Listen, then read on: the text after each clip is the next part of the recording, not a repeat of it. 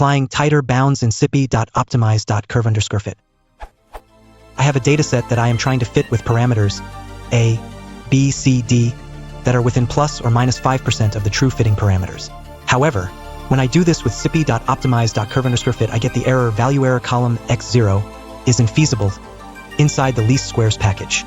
If I relax my bounds, then optimize.curve_fit seems to work as desired.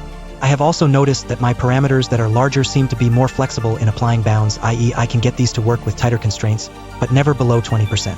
The following code is in mu and has two sets of bounds, variable b, one that works and one that returns an error.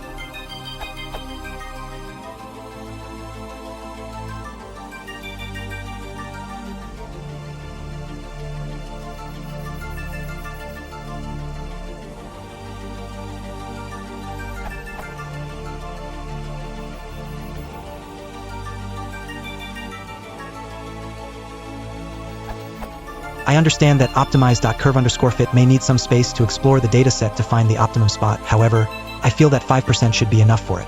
Maybe I am wrong? Is there maybe a better way to apply bounds to a parameter? The value error of x0 is infeasible is coming because your initial values violate the bounds. Printing out the parameters values and bounds will show this. Basically, you're setting the bounds too cleverly, based on the first refined values. But the refined values are different enough from your starting values that the bounds for the second call to curve_fit mean the initial values fall outside the bounds. More importantly, what leads you to feel that 5% should be enough? Primarily, you should apply bounds to make sure the model makes sense, and secondarily to help the fit avoid false solutions. You're calculating the bounds based on an initial fit, so I doubt there's a strong physical justification for those bounds. Why not let the fit do its job?